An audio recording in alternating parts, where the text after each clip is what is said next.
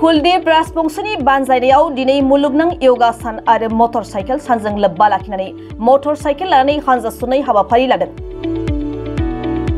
दिनै तामुलपुर जिल्लानि सिङाव थानाय गरेश्वराव मुलुगनां योगा सानजों लोगोसे मुलुगनां मटरसाइकेल सानखौ लोब्बा लाखिनानै दिनै गरेश्वरनि कुलदीप फ्रेन्ड क्लाब आरो कुलदीप राजबंशीनि दैदेननायाव गरेश्वरनिफ्राय महिदीपाराजों लोगोसे गोबां जायगाफोराव हानजा सुनाय हाबाफारिखौ लायो।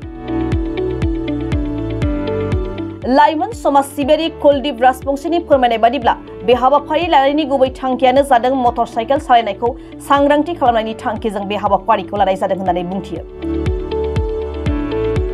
बे हाबाफारियाव गरेश्वर हालामनि समाज सिबियारि कुलदीप राजबंशी बिथांजों लोगोसे कुलदीप फ्रेन्ड क्लाबनि बानजायनाया खुंफुंनाय जानानै थाङो। बेजों लोगोसे गोबां लाइमोनफोराबो बे हाबाफारियाव बाहागो लायो।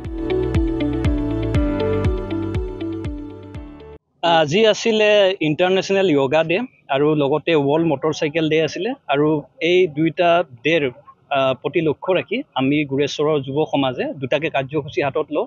পোনপ্ৰথমতে আমি যোগা ডে উদযাপন কৰোঁ ইয়াতে আমি গোটেইবিলাকে মিলি। তাৰপিছত আমি এটা এৱাৰনেছ ৰেলী কৰোঁ এইটো ৰোড ছেফটিৰ ওপৰত। আমি এটা শ্লোগান লৈ এই যাত্ৰাটো আৰম্ভ কৰিছিলোঁ যে সুৰক্ষিত যাত্ৰাৰ পৰা সুস্বাস্থ্যকৰ জীৱনলৈ যুগৰ জৰিয়তে যুৱ শক্তিৰ নেতৃত্ব।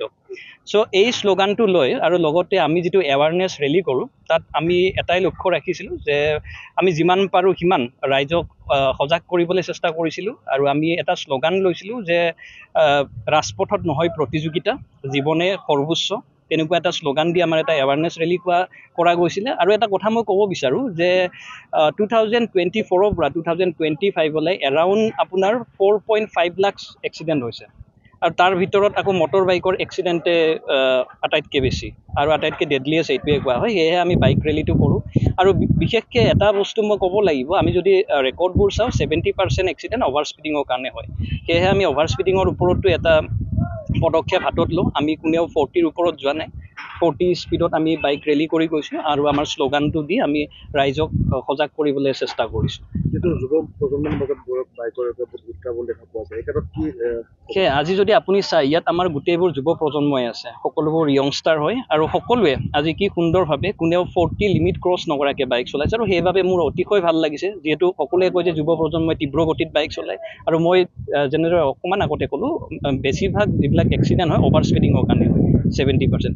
চ' আমাৰ লিমিট আছিলে প্ৰথমতেতো আমি 20-25ত গৈ আছিলোঁ, পিছত বেলেগ বাটৰুৱাৰ অসুবিধা হ'ব বুলি আমি এইটো অকণমান বঢ়াই 40 স্পীডত আমি গৈছিলোঁ। যিটো কুলদীপ ৰাজবংশী ফ্ৰেণ্ড ক্লাব, এই ফ্ৰেণ্ড ক্লাবটো কুলদীপ ৰাজবংশী ফেন ক্লাবটো একচুৱেলি মই সৃষ্টি কৰা নাই। মোৰ কিছুমান বন্ধু, ভাইটি, ভণ্টি বা শুভাকাংক্ষীসকলে তেওঁলোকে সৃষ্টি কৰিছে এইটো আৰু তেওঁলোকে আৰু ইয়াৰ জৰিয়তে মই ভাবোঁ যে আমি কিছুমান সামাজিক সচেতনতা বা এৱাৰনেছ কিছুমান আনিবলৈ চেষ্টা কৰিম। এইটো ফেন ক্লাবৰ উদ্যোগতে আমি কেইদিনমান আগতে 5 জুনত আমি বিশ্ব পৰিৱেশ দিৱস উপলক্ষে আমি এটা পদক্ষেপ হাতত লৈছিলোঁ, সেউজ গুৰেশ্বৰ সপোনৰ গুৰেশ্বৰ। তেনেকুৱা ধৰণৰ আমি সামাজিক সমাজক সজাগ কৰা আৰু বা সমাজখন আৰু আমি উন্নত কৰিবলৈ কিছুমান পদক্ষেপ ভৱিষ্যতলৈ আমি হাতত লৈ গৈ থাকিম।